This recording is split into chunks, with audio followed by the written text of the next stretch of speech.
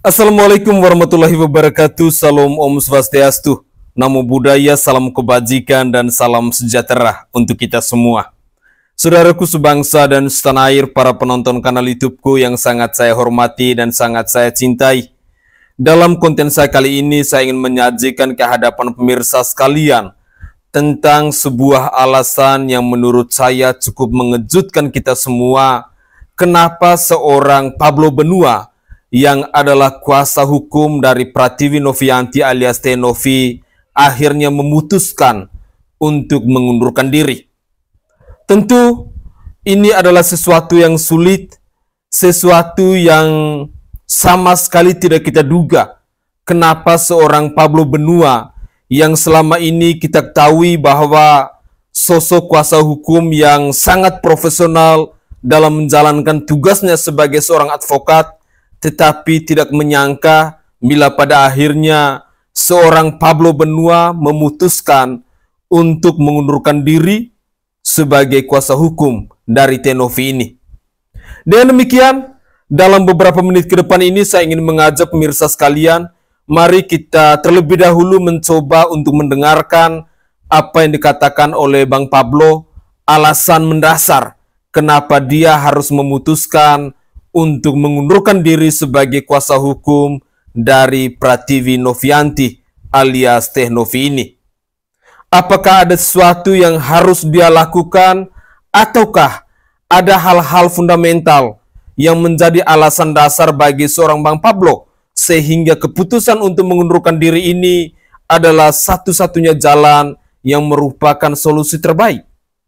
Mari kita simak terlebih dahulu penjelasan yang disampaikan oleh Bang Pablo Benua berikut ini. Inilah cuplikan video selengkapnya. Ya, jadi kalau saya ditanya kenapa saya harus mundur dari kuasa hukumnya Novi, karena Novi kasihan sebenarnya jawabannya gitu ya, karena Novi saat ini sedang di posisi yang sangat-sangat serba salah, dan kalau menjadi Novi itu sangat tidak enak untuk saat ini gitu. Karena hal itulah yang membuat akhirnya gue harus mengambil satu keputusan yang memang itu adalah satu keputusan yang cukup berat bagi saya secara pribadi, karena saya tentunya pengen untuk memperjuangkan ini sampai tuntas sebenarnya. Akan tetapi kalau ditanya secara spesifik bagaimana sih keadaannya yang terjadi di dalam tim kuasa hukum daripada Novi itu sendiri yang membuat saya harus mundur. Nah, konteksnya itu simple sih. Ada terjadi perbedaan pendapat di dalam menangani suatu perkara gitu ya, antara saya dengan kuasa hukum lainnya gitu. Kuasa hukum lainnya beranggapan bahwa perdamaian itu dapat terjadi dengan cara dua hal atau opsi yang sudah ditetapkan atau sudah diberikan, ditawarkan pada saat proses mediasi di Gedung Juang. Dan dua hal ini justru adalah hal-hal yang mendapatkan penolakan dari pihak donatur. Seluruh donatur menolak hal itu gitu. Kedua opsi tersebut adalah penawaran yang berlaku ketika adanya pertemuan mediasi di Gedung Juang. Bagi saya, menurut pendapat saya, bahkan menurut pendapat para kuasa hukum donatur, bahkan menurut pendapat banyak orang, mediasi tersebut gagal atau deadlock. Sehingga ketika deadlock tersebut terjadi, mediasi tersebut akhirnya deadlock begitu ya, maka proposal atau penawaran yang ditawarkan di dalam pertemuan mediasi tersebut dianggap gugur pula. Harusnya tidak lagi dipergunakan. Karena proposal yang diberikan pun tidak berbatas waktu. Kalau sebuah proposal diberikan tanpa berbatas waktu, maka itu artinya proposal tersebut hanya berlaku di acara atau di pertemuan mediasi tersebut. Sehingga pada saat mediasi tersebut dinyatakan deadlock, akhirnya muncullah polling, yang mana polling tersebut, kalau teman-teman bisa lihat, polling tersebut diinisiasi oleh para donatur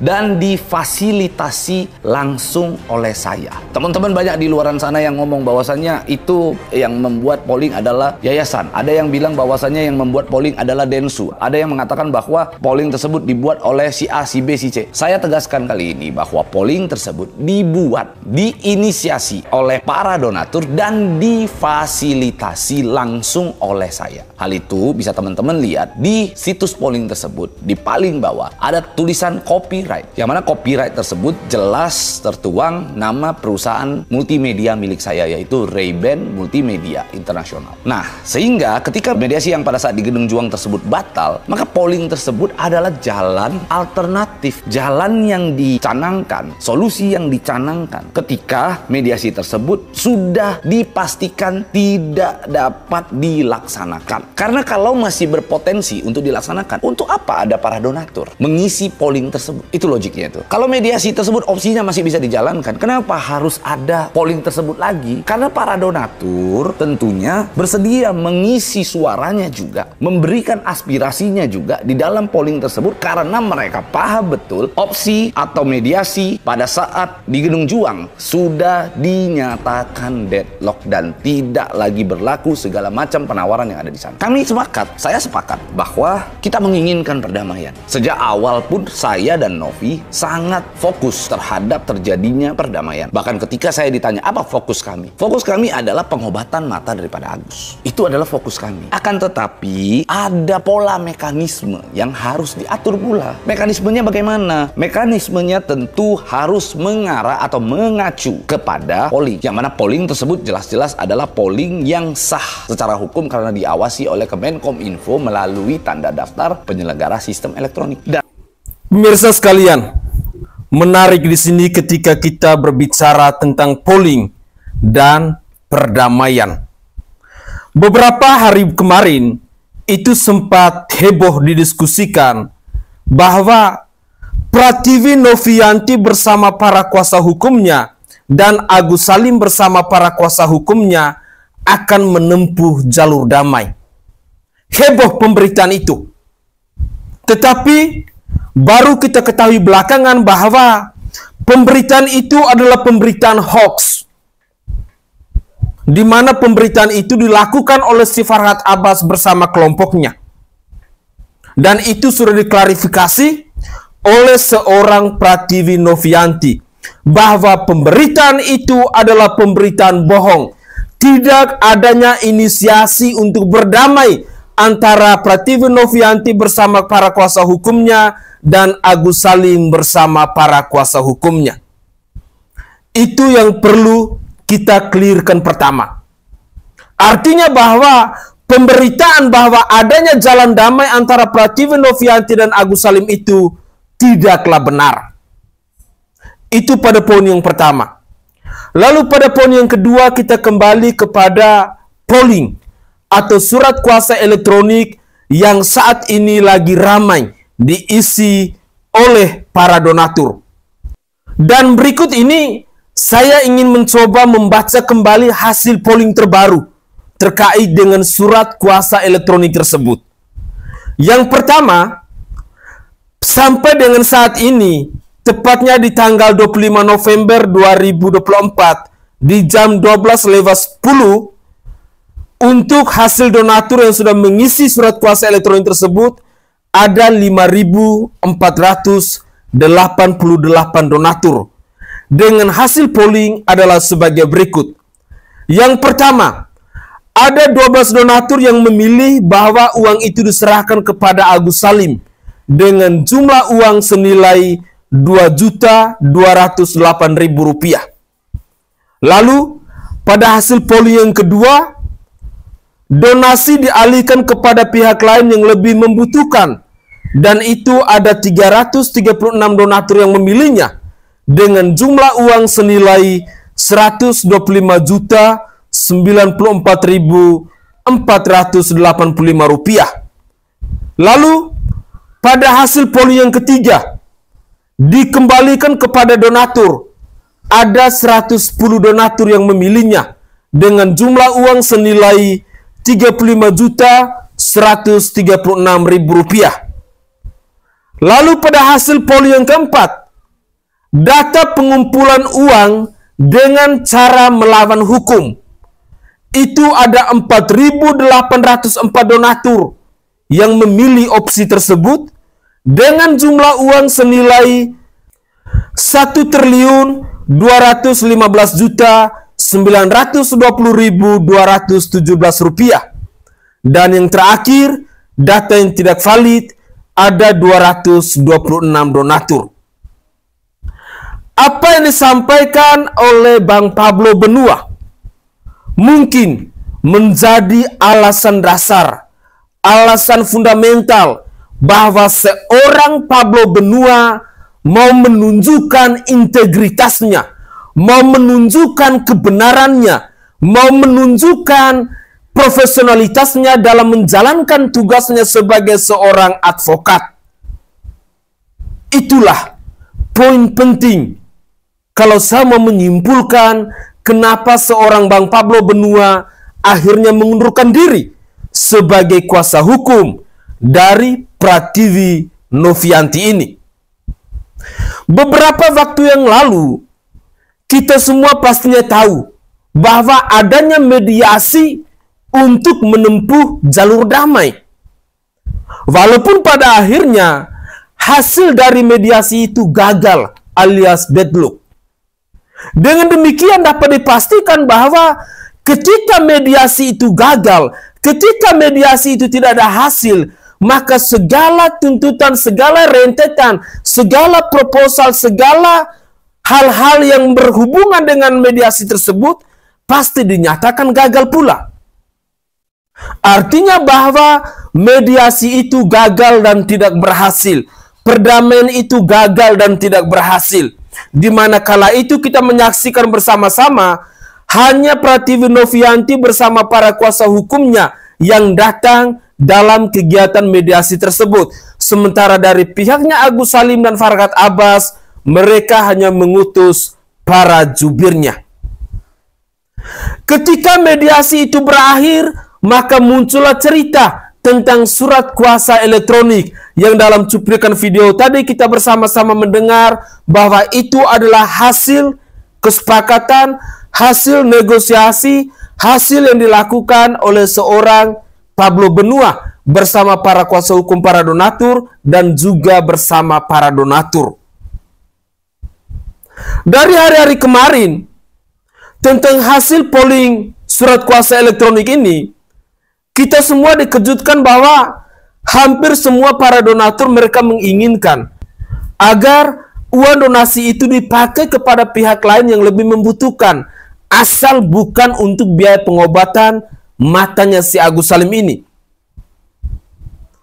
Makanya kemarin ada sedikit keributan bahwa ada isu yang beredar, Teh Novi mau berdamai dengan Agus Salim dan uang itu akan dipakai untuk biaya pengobatan dari matanya si Agus Salim. Viral, heboh di media sosial. Ternyata pemberitaan itu adalah pemberitaan hoax yang disebarkan oleh kelompoknya Farhad Abbas. Ketika kita mendapatkan klarifikasi dari Teh Novi bahwa tidak adanya inisiatif yang dilakukan oleh Prativi Novianti bersama para kuasa hukumnya untuk menempuh jalur damai itu, maka kita tahu bahwa pemberitaan itu adalah pemberitaan bohong. Dan saat ini berkembanglah isu di mana bahwa Bang Pablo Benua sudah mengundurkan diri. Tentu punya alasan yang mendasar kenapa seorang Pablo Benua pada akhirnya memutuskan untuk mengundurkan diri sebagai kuasa hukum dari Prativi Novianti. Bagi saya secara pribadi, apa yang dilakukan oleh Bang Pablo Benua ini mungkin dia mau menunjukkan jati dirinya. Mungkin seorang Pablo Benua lebih mengedepankan integritasnya, lebih mengedepankan profesionalitasnya dalam menjalankan profesinya sebagai seorang advokat. Sehingga ketika ada hal-hal yang tidak sesuai lagi dengan konsepnya dia, pasti dia lebih baik memilih untuk mengundurkan diri. Dan menurut saya, kita harus memberikan apresiasi kepada Bang Pablo Benua ini. Mari kita coba simak lagi penjelasan dari Bang Pablo Benua berikut ini.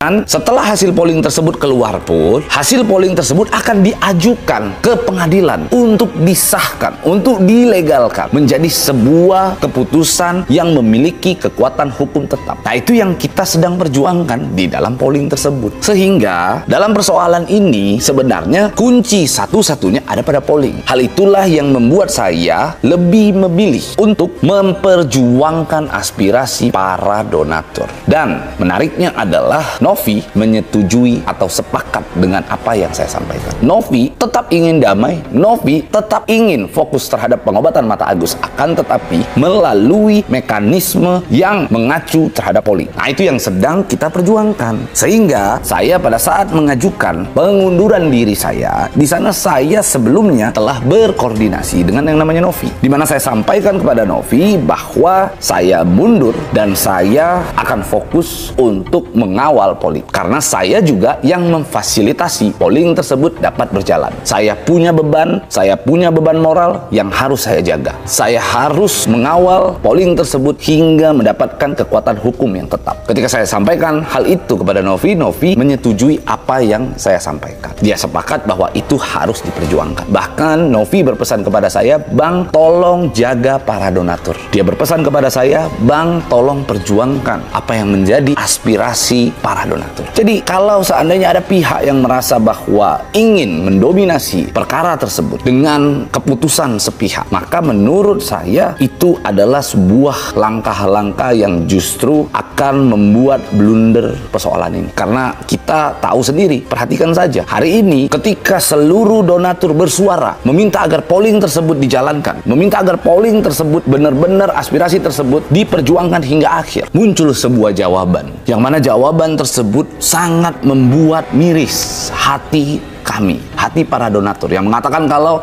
donatur kalau tidak terima dengan keputusan itu silakan menggunakan saluran hukum. Itu adalah sebuah kalimat yang seolah-olah mengabaikan peran daripada donatur yang telah memberikan aspirasinya, yang jelas-jelas hari ini bisa ramai, hari ini semua orang mendukung Novi ya karena donatur. Sehingga menurut saya itu adalah satu ucapan atau satu jawaban yang justru menyakiti perasaan para donatur yang selama ini mengawal kasus ini dan mendukung Novi. Jadi saya kira sudahlah menjadi sesuatu keputusan yang tepat ketika saya memutuskan untuk berada di posisi sebagai pembela donatur. Hari ini bisa kita lihat, setelah adanya sebuah perencanaan untuk dilakukan mediasi kembali, yang mana katanya pertemuan tersebut akan diadakan hari Selasa, ada seorang donatur yang bernama Salsabila katanya dilaporkan oleh kuasa hukum Agus. Yang jadi pertanyaan, dia melakukan itu hingga dia dilaporkan karena membela Novi. Dia melakukan itu karena rasa empatinya terhadap Novi, karena rasa moralitasnya yang begitu tinggi. Hal itu terjadi. Kenapa? Akhirnya orang sudah mengorbankan dirinya sedemikian rupa sampai saya mendapatkan info orang tersebut akhirnya keguguran gitu ya, yang sedang hamil akhirnya dia keguguran. Kenapa tidak ada tanggapan dari kuasa hukum Novi yang menyebut bahwa kalau donatur merasa tidak puas dengan hasil mediasi silakan menggunakan saluran hukum? Kenapa dia tidak menunjukkan rasa empati itu kepada si donatur? Kenapa dia tidak lakukan? Mana dia? Di situ rasa sakit saya tidak terbendung. Sebagai manusia yang memiliki hati, memiliki perasaan, saya merasa dengan hadirnya saya di tengah-tengah para donatur adalah sebuah solusi, adalah sebuah pertanda sebagai bentuk moralitas itu masih ada di dalam perkara tersebut. Jadi saya minta kepada teman-teman para donatur, teman-teman di luaran sana yang menonton, suara kalian ini adalah suara yang harusnya didengar. Suara kalian ini adalah suara yang harusnya dipertimbangkan, karena hari ini permasalahan ini, persoalan ini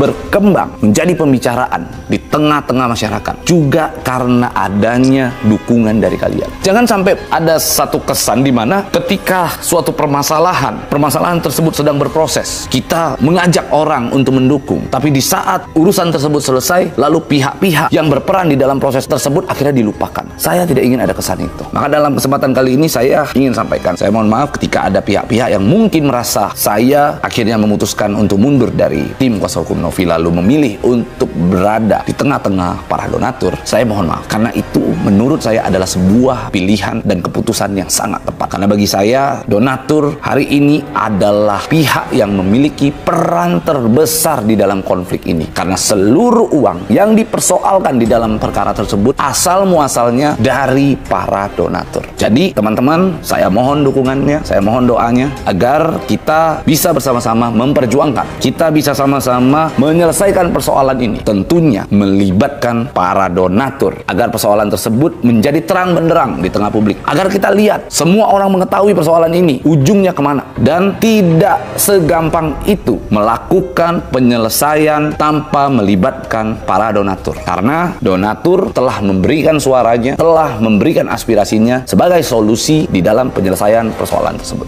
Gitu. Oke guys, luar biasa penjelasan dari Bang Pablo Benua ini. Ternyata alasan kenapa dia mengundurkan diri sebagai kuasa hukum dari Pratiwi Novianti demi membela aspirasi dari para donatur, demi membela para donatur yang sudah berempati, yang sudah memberikan jasa baiknya, dan seorang Pablo Benua mau menunjukkan bahwa nilai moral itu yang harus dikedepankan. Lalu pada poin yang kedua, jikalau benar bahwa ada donatur yang dilaporkan oleh FA, bahkan sampai donatur itu mengalami keguguran, maka seorang FA, Anda semestinya harus bertanggung jawab. Anda telah memberikan efek, Anda telah memberikan tekanan yang tidak baik kepada para donatur. Dan sekali lagi, bahwa Anda harus bertanggung jawab atas gugurnya anak tersebut. Kalaupun demikian benar adanya, Anda tidak pantas untuk menjadi seorang kuasa hukum. Anda pun tidak pantas untuk menjadi seorang advokat. Karena Anda adalah manusia pembunuh. Karena Anda adalah pecundang. Anda adalah pengecut. Anda adalah seorang advokat yang tidak mampu untuk melindungi rakyat Indonesia. Pemirsa sekalian, saya sangat yakin dan percaya bahwa jikalau benar ada donatur yang mengalami keguguran karena dilapor oleh si Farhad Abbas ini, maka si Agus Salim, si Farhad Abbas, kalian harus bertanggung jawab. Dan perlu kita pertegaskan kembali bahwa uang dari para donatur, kita harus ingatkan kepada Pratiwi Novianti alias Teh Novi yang adalah pemilik yayasan ini, jangan pernah pergunakan uang itu untuk biaya pengobatan dari matanya si Agus Salim itu. Sekali lagi, 1 rupiah pun uang itu tidak layak dan tidak pantas dipakai untuk biaya pengobatan dari matanya si Agus Salim itu. Uang itu yang pantas dipergunakan untuk Agus Salim kalau mau beli kaos bunga duka atau mau beli tambah air keras untuk menyiram si Agus Salim. Karena dia adalah sosok manusia laknat, manusia pecundang, manusia yang tidak tahu bersyukur dan tidak tahu berterima kasih, manusia yang telah mencampakkan niat baik dari para donatur. Pemirsa sekalian, mari kita tetap kawal kasus ini, terlebih khususnya persoalan baru, kasus baru yang dilaporkan oleh si Farhad Abbas tentang seorang donatur yang bernama Zalbila ini. Salsabila ke Zalzabila namanya itu. Mari kita kawal persoalan ini agar kemanapun larinya si Farhad Abbas, kita harus tetap pantau. Jangan sampai ada korban-korban lain di bangsa ini hanya ulah dari para kuasa hukum yang tidak profesional dalam menjalankan tugas mereka sebagai seorang advokat. Begitulah kira-kira.